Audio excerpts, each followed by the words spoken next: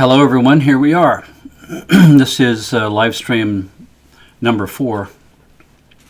And just before I start here, I'd like to remind everybody that, excuse me, the All Is Well program has another 4 days. That's the free download of the relaxation track, Alpha Relaxation System, to help people at home in these kind of interesting, trying times. That's it right there. scientificsounds.com, all is well. Sign up.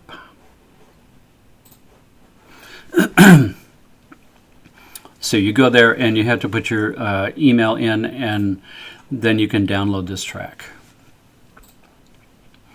This is for people who are tuning in to these live stream broadcasts. In addition to that, just give you another second or two to All Is Well sign up.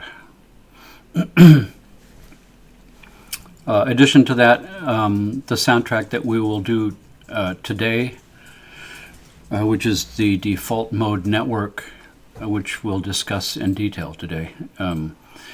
That one will be available also as a 10-minute version of this, and that's this one, scientificsounds.com, through the looking glass.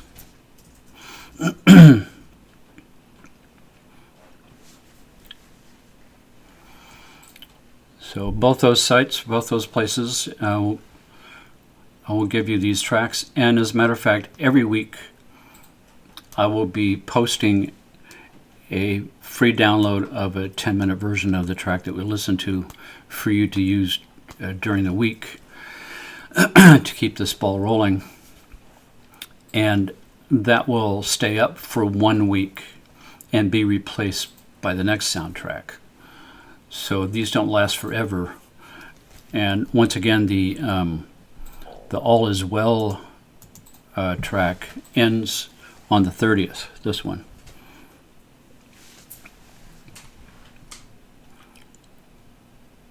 And you're free to share that with your friends. Tell as many people as you want about this broadcast so they can come. And if they don't want to come, they can still get that free download because they're your friend. And now you are a power-possessing being. All right, so that being said, I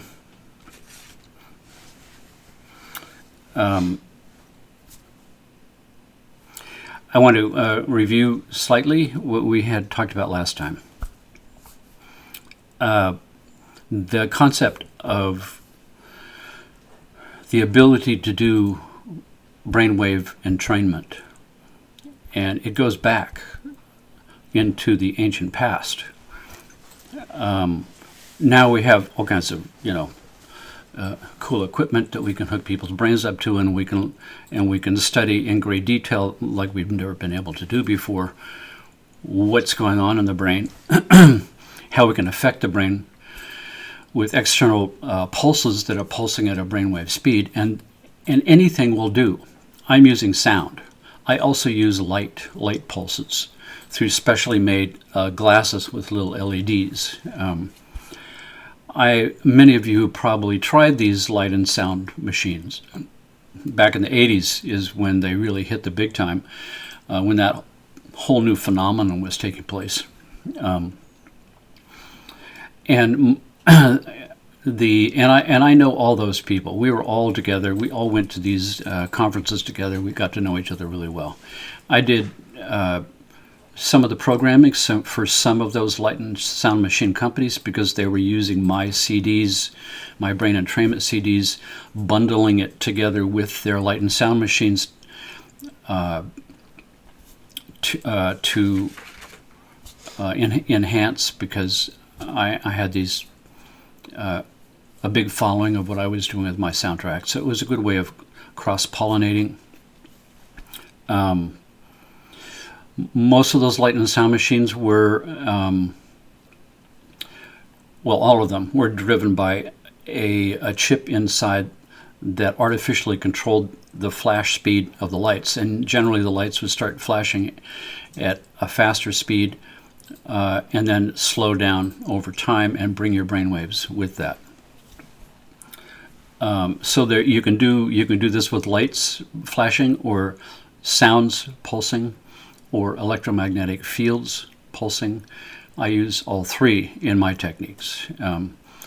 The transducers, which are these special low frequency kind of speakers without the cone, attached to a sounding board.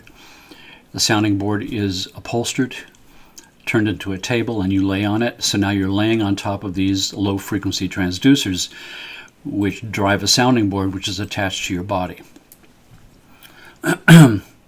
When I was in high school, in science class, like all of us, we learned something called the total spectrum of electromagnetic frequencies. And way down at the bottom is brain waves, and then it's radio and television and FM radio and AM radio, and then it goes into eventually kind of microwaves, and color is a little tiny pi wedge up at the very top, and angstrom frequencies, millions of cycles per second. Then it goes into gamma rays and cosmic rays, and the frequencies get faster and faster, all based on the idea that everything in the universe is electromagnetic. As a matter of fact, Einstein won his Nobel Prize for his work with electromagnetism, not the relativity theory. So this idea that everything is composed of electromagnetic fields is not actually true, because there's one thing that is not. There's actually the only thing that is not is sound waves. Sound waves are not electromagnetic. Sound waves are mechanical energy wave. Sound waves is pure energy moving through a medium of some kind. So when I'm talking to you right now, however you're listening to me, through speakers or through headphones, the movement of the diaphragm of the speaker is pushing columns of air molecules. And those columns of air molecules are moving at a certain wavefront. So when I talk, my voice, my vocal cords are being driven by my breath. My breath is making them resonate, vibrate, and those are being shaped by my mouth. And I'm shooting out of my mouth these shaped packets of air molecule compression waves. And those hit the eardrum, and when the first compression wave hits my eardrum, it pushes it in. Then there's a space and it comes out, another one comes in. So if we take an example of, something like a tuning fork, where we've got these two tines of the tuning fork moving back and forth. And so I hit the tuning fork and these tines go back and forth. And every time the tine moves this way and this way, it's pushing a column of air molecules, and those are moving away from it as it resonates back and forth. And let's say that it's tuned to middle A, 440 hertz, 440 motions back and forth per second, 440 compressed packets of air molecules moving away from it per second, hitting my eardrum. That means that when the first compression wave hits my eardrum, it pushes it in, and then the space between compression waves makes it move in and out. So now what we've got is the tines of the tuning fork and my eardrum forming what's called a coupled oscillator pair. And the coupling agent is these, compressed air waves. I mentioned an article in Scientific American in December 1993 that was coupled oscillators and biological synchronization. And that phenomenon started in 1665 with this guy named Christian Huygens. And he entered into a European international contest to develop the most accurate timepiece in the world for ship captains to navigate at sea. Splitting the second into pieces became critically important when a ship's log said that you had to travel east-northeast for 12 hours, 2 minutes, and 26 seconds exactly, and then make a 20-degree turn counterclockwise. And if you're off by a second or two, you're 100 miles off in the middle of the ocean, and then you die because you're lost. Christian Huygens won the contest by inventing the pendulum clock. So there's a little piece of trivia for you. The pendulum clock was developed by Christian Huygens, and he won the contest with the most accurate timepiece in the world by inventing the pendulum clock. And then he got sick, and he's in his sick bed, and he's noticing that two of these clocks on the wall have their pendulums in perfect swing with each other. This is a mystery because the clocks are not mechanically connected together in any way, and they should be random. They shouldn't be always in swing. So he took one off the wall, put it on a different wall, and they became random. He put them both on the wall, on the same wall, and within a couple of minutes they synchronized up and stayed in sync. And that became the very beginning of the science of the study of coupled oscillators. Turns out that the vibrations of the gear motions in these two clocks were communicating to each other through the wall as a sounding board, and that's what was linking them together. In the physics of acoustics, sound travels through water 5 times better than it does through air. And the reason is because the molecules of water are more densely packed than air. And of course, if the air that I'm talking about is oxygen and nitrogen, but if the air was CO2 or argon or some other gas on the periodic table, then the properties of propagation of the mechanical energy wave of the sound would move at different easiness through some kind of gases instead of others. The same thing with fluids. So sound waves going through water is one thing, sound waves going through turpentine is something else. But in general, sound goes through a fluid 5 times better than it does through a gas. And sound goes through a solid 5 times better than it does through a fluid. So that's why we make sounding boards on a violin or a cello or a guitar made of a certain type of hardwood, because hardwood is more densely packed molecules than softwood like balsa wood. So there's a whole science of the propagation of sound waves. So now if we've got these high-tech transducers attached to a hardwood, specially chosen hardwood sounding board that's upholstered on the top and becomes the base of a table that you're laying on, you're really laying on the sounding board of a very sophisticated system for maximizing the amount of vibration into your body, maximized by 25 times more than if you're trying to get your body to resonate to the same degree using speakers through the air. So it's the science of the design of a way to most efficiently deliver the most vibration into your body and have the least amount of sound in the room, because there's practical considerations that we have to do if we're going to make something like a sound table and make it practical to be used in an office, because you might have a room next door with another patient. You don't want them to be bothered by the sound from the sound table in the other room. Those are the kind of considerations in designing a sound table. I was kind of forced to design my own sound table in 1989 because there was a couple on the market at that point. I tried them out.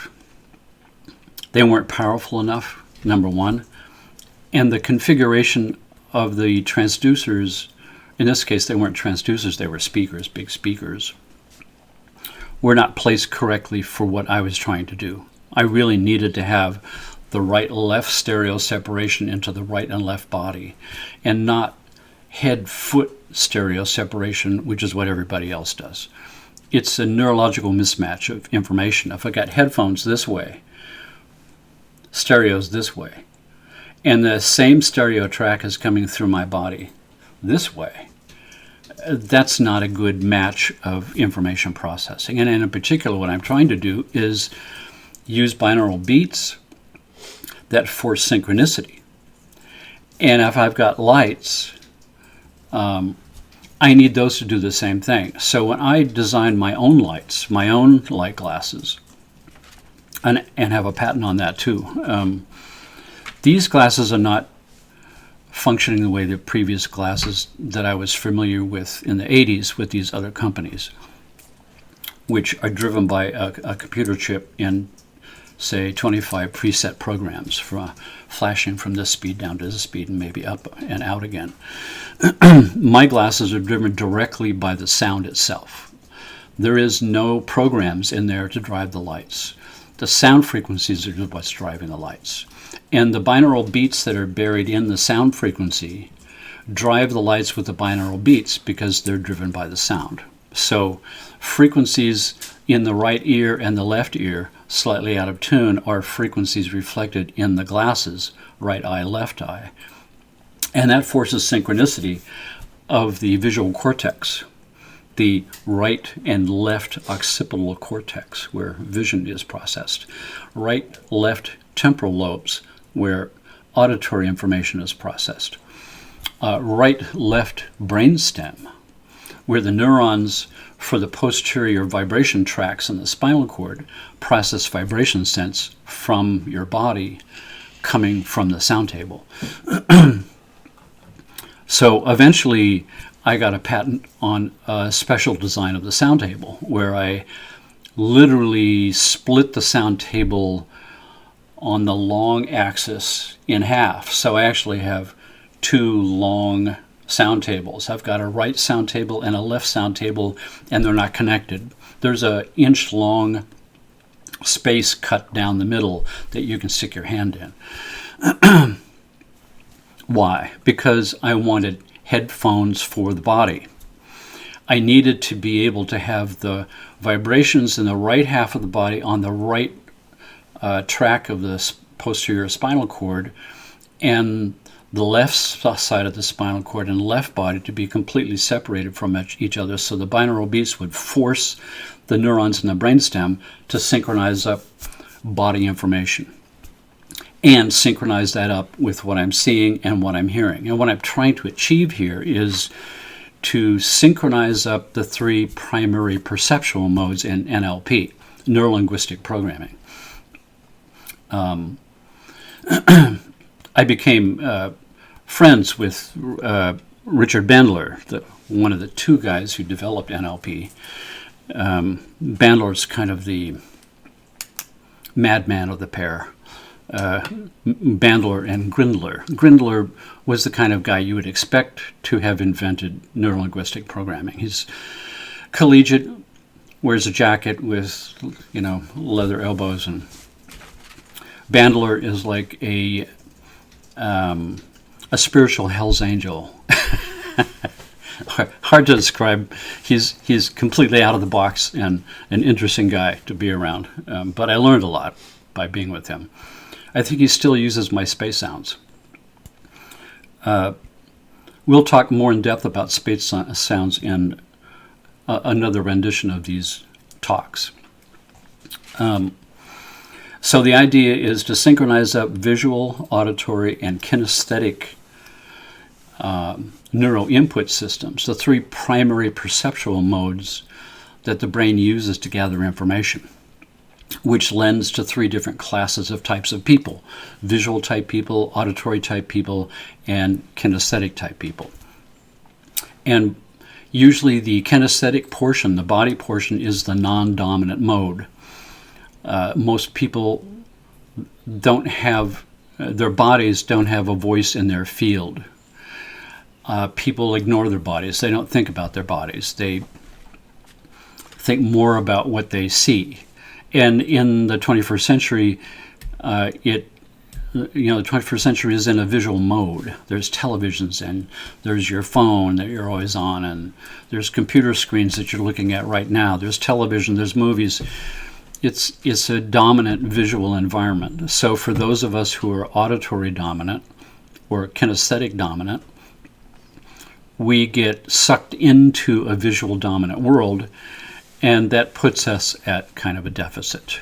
So if you could use a therapeutic approach to synchronize all three and make them ambidextrous, then you improve everything in your life. Your ability to synthesize and synchronize information, your relationship to your world, the kinesthetic portion, touch, is important. It begins to ambidexterize your brain, like we're doing when we synchronize. So the visual cortex is, right-left hemispheres are being synchronized, the visual cortex and the kinesthetic cortex, and they're being synchronized, visual, auditory, kinesthetic, synchronized a different way too. And all of it's being synchronized in the biotuning program in this homeostasis, zero stress zone of the autonomic nervous system, which is a prerequisite for healing, and always associated with extremely high states of consciousness. When we have measured high meditators going into a very high meditative states, one of the hallmarks that always is present is synchronicity of the hemispheres. And since we can achieve that with binaural beats through headphones, and we can exercise it in a gym, we can, for the first time in history, begin to change how the basic biological mechanisms of our neurocortex work. We can float the brain for prolonged periods of time in this synchronized mode, which has never happened before in our biological history. In the past, you get an epiphany, hemispheres synchronize and drop back apart again. I have an aha moment, bang, whew, right? So we also talked about the raw beginnings of the idea of brainwave entrainment, probably shamanic drumming techniques. And I've got something new here. I've got some pictures I'll show you. So let's see if we can pop that up properly. So here we've got, in pretty much the beginning of binaural beats was shamanic drumming practices. And in shamanic drumming practices, the speed of the drum beat was a brainwave speed, and it puts you into a trance. And in the past, this was all done intuitively. You know what state you want to go to, and you begin pounding the drum and feeling your state changing. Now we can hook people up to EEG machines, and I've done extensive research into the speed of these drum beats with different types of shamanic practices. Let's see here. In Tibet, we've got Tibetan bowls. China, we've got meditation gongs. India, we've got chanting, mantras, om sounds. Just when I think that I've come up with some amazing new kind of high-tech science and EEG and digital recording studio method for doing something with your brainwaves with binaural beats, I find out that the Tibetans did it 3,000 years ago, and the shamans did it beyond that. If I go back to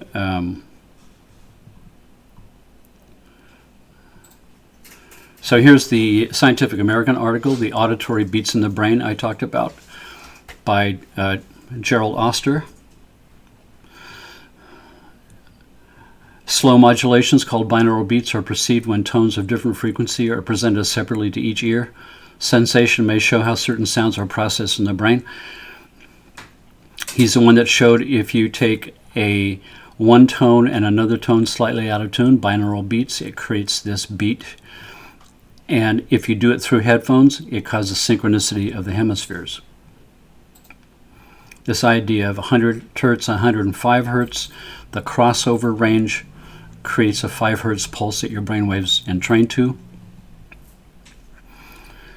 And in reality, when you do EEG brain mapping, you see that there are all kinds of different planes of communication in the brain that are all going on simultaneously. So really this idea of an alpha state is improper. Really what's going on is all those brain frequencies, beta, alpha, theta, delta, all of these are going on at the same time, but they're all in different amplitudes in relationship to each other. So it's really a pattern. It's a pattern of brain activity. So when we talk about an alpha state, we're really talking about a maximized amplitude of a certain frequency of alpha. Other ones are there, but their amplitudes are low. So this dominant one is the one we're actually talking about.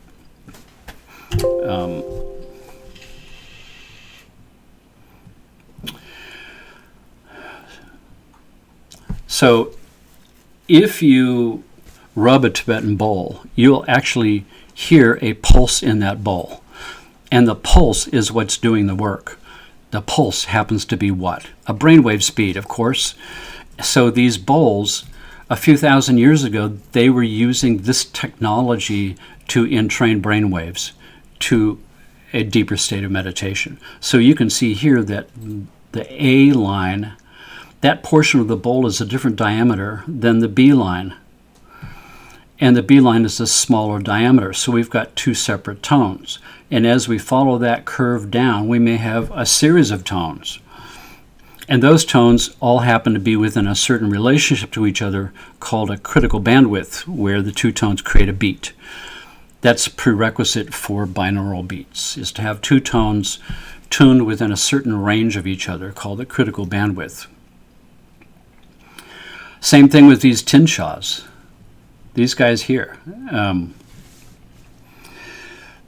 So if you look closely, you can see that you've actually got four bells, or four. This one here is the large bell, and then the dome is the small bell. So the two large bells will create a binaural beat. The two small bells will create a binaural beat. And the large bell and the small bell and the other large bell and the small bell will create two more binaural beats. So there's actually four binaural beats going at the same time. And so these guys even had it down as far as entraining to a brainwave pattern.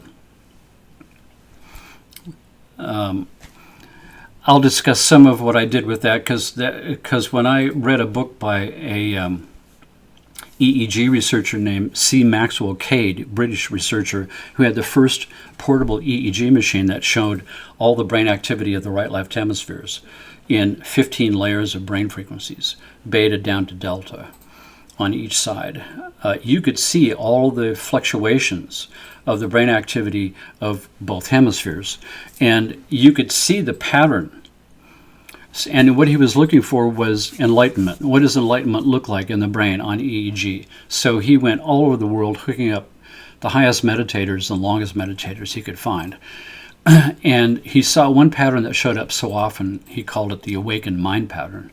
A certain relationship of beta, alpha, theta, and delta. And they were synchronized. Alpha, theta was the maximum amplitude. And I took that soundtrack in 1990 and made my first brainwave entrainment overall pattern of brain frequencies, 15 layers. I reproduced the awakened mind pattern as a soundtrack. You can see that on my website, scientificsounds.com. In the meditation category, look for the awakened mind.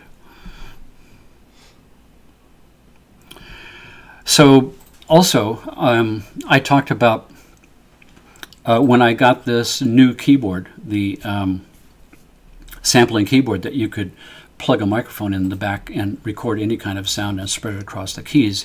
And my first attempt was using a 6-inch Tibetan bowl, about this big. And I run that bowl, put it in the keyboard, and when I played the keys, it played back loops of recordings of the bowl playing, so I could play a Tibetan bowl symphony. I could take that and slow it down by 1 octave and 1 octave and 1 octave and 1 octave, and the computer would slow the speed of the recording by half, by half, by half. 6-inch bowl becomes 12, 12 becomes 24, 48, right? 4-foot diameter bowl, 8-foot diameter bowl, 16-foot diameter bowl, and the harmonics inside begin to sound like monks chanting, all kinds of strange things. So I created a example of that, of the Tibetan bowls played in different speeds on this keyboard, and some of it Tibetan bowl symphony. So I'm going to play that for you.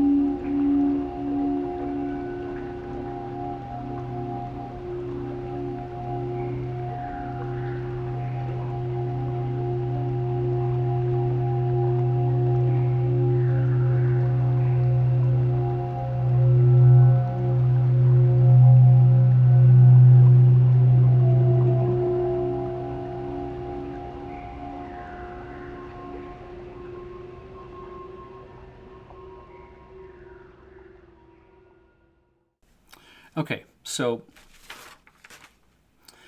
today we're going to talk about the default mode network. Today's soundtrack is going to be default mode network. Let me get this.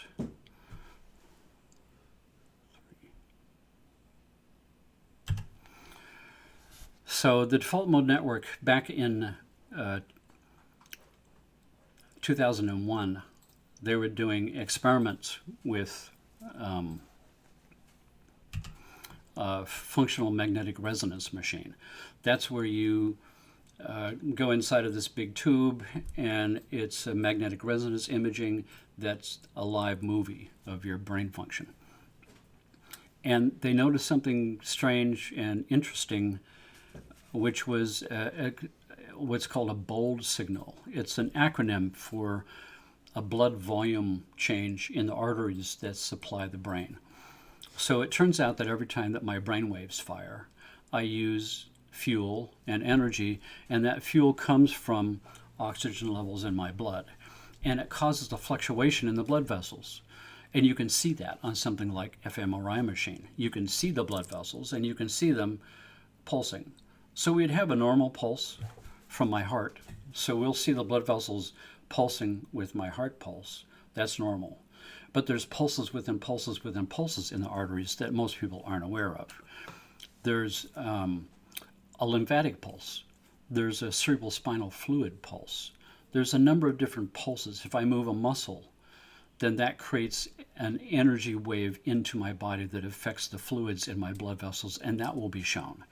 So it's important to lay very still in an fMRI and not move, because that will change the bold signal. In this case, what they're seeing is an odd bold signal. So here we've got what is the default mode? I told you before that I get all these news feeds, and one of them is a little magazine called Science News, where I get the latest and greatest sooner than most. And one issue of Science News in 2001 had an article called "You Are Who You Are by Default." And so that was interesting. And I'm reading this article, and they're describing this fMRI movie thing and the bold signal. And the bold signal was showing that there was a brainwave frequency present that no one had ever seen before, reflected in the modulation of the blood vessels. This was one brain pulse every 10 seconds to every 20 seconds. So if you remember from what we talked about before, the lowest brainwave frequency that's taught in school is lowest delta, and that's at 0.5 hertz. That's one pulse every 2 seconds. This is one pulse every 10 seconds to every 20 seconds, which is, 5 times to 10 times slower. Nobody had ever seen anything like this before. They didn't even know what this was. So they wrote this up as a paper and published it. And then, like everything else, everybody jumps on the bandwagon. And all these universities start getting funding to research this new phenomenon. And I'm seeing all this stuff in my news feeds, the same way I did with Gamma. Every month, there's something new. And the first thing that started to come through was that this was a major discovery in neuroscience. And even to this day, it's the most cutting edge thing that's going on. It's still being researched. The idea that there's these 4 zones. There's a zone up here in the frontal lobe, and there's a zone back at the back of the brain, the occipital lobe. And then there's 2 auxiliary to either side in the parietal lobes, smaller. So we've got a zone here at the prefrontal cortex, the occipital cortex, and 2 areas in the parietal lobe cortex. And they're all in extreme synchronicity with each other. So this is what they were seeing in the fMRI, is that we have extreme synchronicity, and we have 4 zones that are in synchronicity with extremely low, slow brain pulse. Then it became apparent through research that this is 95% of all brain function. 95% of all function in your brain is this default mode function of the brain. That's why they called it the default mode network. Network of 4 zones is the default continual function of the brain. And me and you talking out here in the real world is just 5% off the top. So when I activate my what I think of as my ordinary consciousness, that's just a 5% bleed off of the top. 95% underneath is where the action is. And what the heck is going on down there? What's going on? They know that it's what they call wool gathering, holographic function, non-focused brain state with a lot of things going on. So the later research in the last few years has postulated that this is the brain crunching numbers. All the information, all the processes, all the sensory information, and all the things that happen out here in the world, all that information goes into the big computer underneath, the big quantum computer underneath, and those numbers get crunched. And there's the possibility, there's the possibility that that this quantum computer underneath crunching numbers is where something like intuition comes from. It's the minutiae of information from all kinds of things in the past and perhaps in the future, because it's quantum, coalesced together. And what pops out is a is an answer, and the answer is an intuition or a premonition, or a precognition. I kind of personally believe it's the quantum reality generator that's generating the next moment from now that we talked about. It's churning information down there and creating a global consensus tapped in with all other quantum computers of you and me, and linking up a giant consensus that creates the next moment. It's the reason why we're going here with the default mode network today. So when we see these 4 zones here that are supposed to be in tight synchronicity, the next question is, what happens if those 4 zones become unsynchronized? And that became the next tons of research that came through, because it turns out that when these 4 zones are not in synchronicity or drifting, we have most of the major neurological conditions that are identified: Alzheimer's, Parkinson's, epilepsy, schizophrenia, depression, ADD, ADHD, autism. All of these different kind of conditions are associated with a desynchronization of the 4 zones of the default mode network. And all of these reports I'm reading month after month, year after year, that are identifying new neurological conditions as a result of the desynchronizing of these zones, nobody's got any kind of answers. They're just reporting their findings. And I'm thinking to myself, wait a second, I've got an answer. That's what I do for a living. Binaural beats synchronize the brain. And if these zones are not synchronized, we could make them synchronized by entraining to the default mode network speed.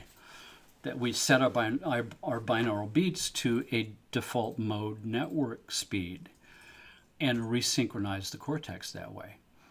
And when I began to do that work with patients, it was astounding with these conditions, which tend to be what I see anyway with, one of my big practices is with neurological developmental problems with children in particular: autism, epilepsy, ADD, ADHD, dyslexia, learning disabilities. But I was seeing interesting responses with Alzheimer's. I also had seen that same response with gamma. Exposing an Alzheimer's person to gamma tended to start to deplaque.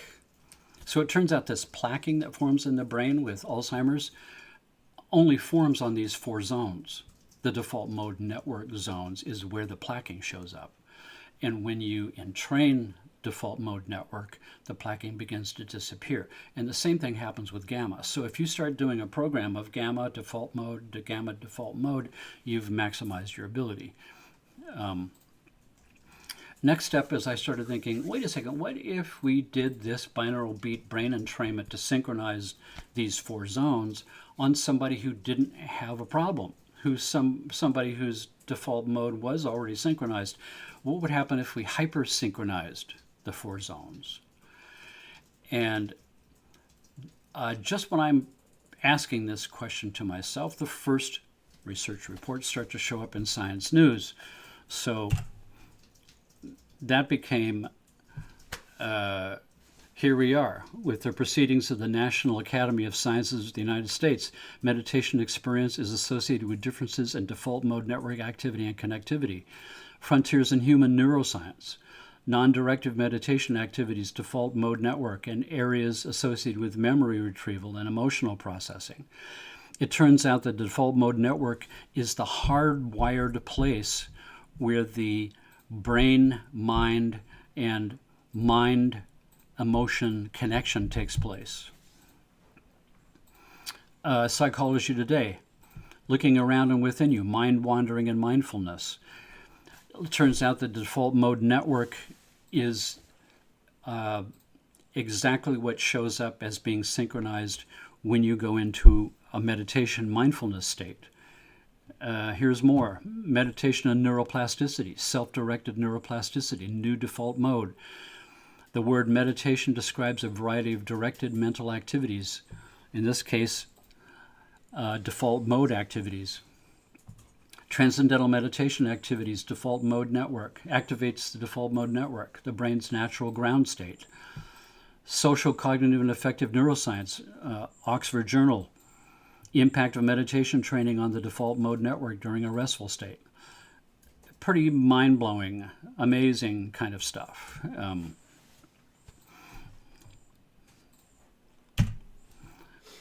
So that's when I decided to do a default mode network soundtrack for the general public, and I published that a few years ago. So that represents the first time anyone has done a default mode network entrainment soundtrack.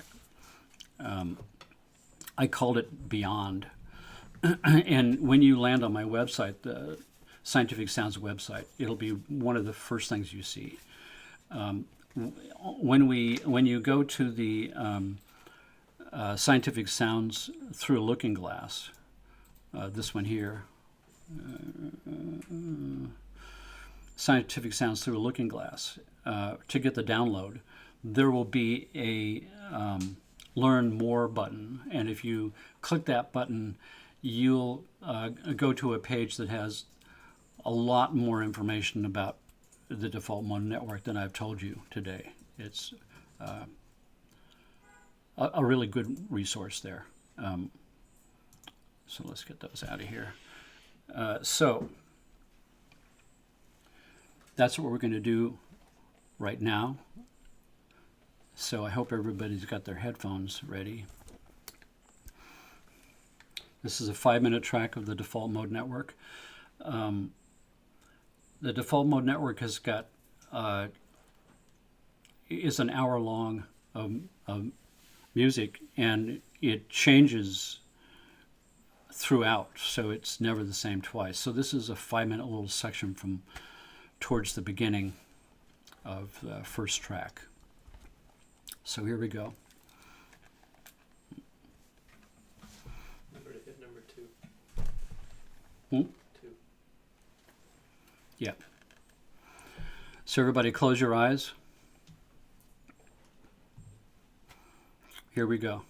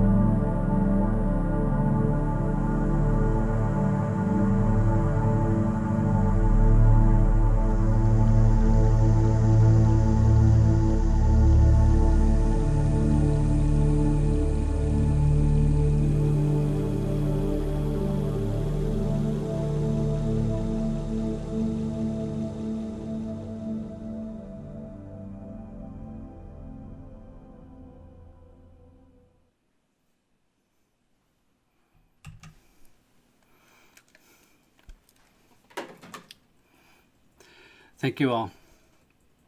See you next Sunday.